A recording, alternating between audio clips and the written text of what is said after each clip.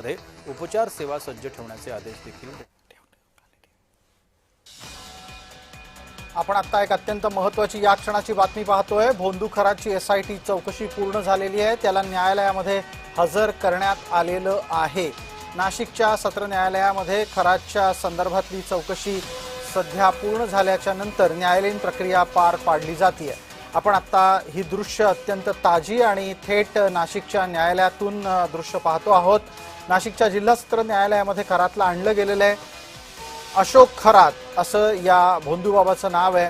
गेल्या काही दिवसापासून अशोक खरातची चर्चा अख्ख्या महाराष्ट्रातच नाही तर महाराष्ट्राच्या बाहेर सुद्धा आहे। कारण एक नाही दोन नाही असंख्य महिलांचा लैंगिक शोषणाचा त्याच्यावर आरोप तर आहेच, पण त्याचबरोबर अनेक राजकीय नेते तसंच सनदी अधिकारी आणि त्याचबरोबर अनेक सर्वसामान्य माणसं यांना त्यानं नाडलेलं आहे, फसवलेलं आहे। इतकंच नाही तर एका धार्मिक संस्थेच्या नावाखाली खरातनी अनेक गैरव्यवहार केल्याचाही आरोप केला जातोय। आत्ताच्या घडीची ही ताजी दृश्य आपण पाहतोय। अशोक खरातला नाशिक जिल्हा सत्र न्यायालयामध्ये आणण्यात आलंय। किरण गोटूर आमचे सहकारी प्रतिनिधी आपल्यासोबत जोडले गेलेले आहेत। किरण, न्यायालयामध्ये सरकारची भूमिका काय असेल? प्रसाद सर, आता काही वेळा आधी अशोक खरातला नाशिकच्या जिल्हा न्यायालयामध्ये हजर करण्यात आलेला आहे।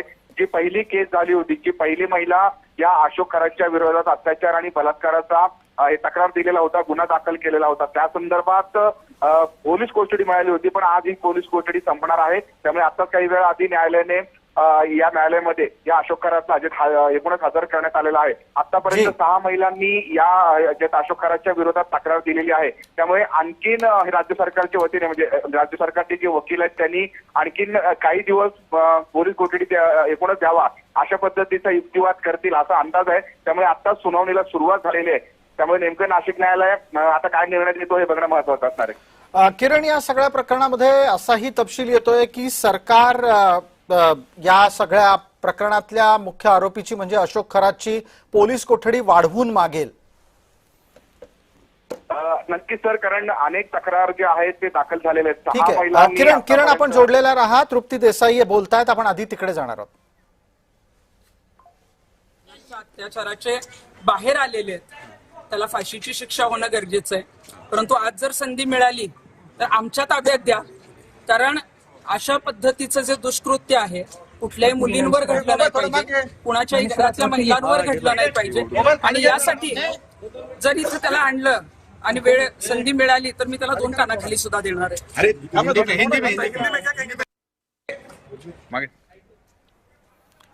तृप्ती देसाई यांनी आत्ताच प्रतिक्रिया दिली आहे, ती आपण ऐकली असेल। त्या असं म्हणतायत की जर खरातला त्यांच्या ताब्यात दिलं गेलं तर ते त्याला चांगला धडा शिकवतील। 2 कानाखाली मारण्याची भाषा पण त्यांनी केली आहे। तृप्ती देसाईंच्याकडून ही आलेली प्रतिक्रिया हिंसात्मक आहे, त्यावर चिंता वेगळ्या पद्धतीनं व्यक्त होईल। मात्र एका बाजूला खरातनं जे केलेलं आहे ते निश्चितच आक्षेपार्ह आहे।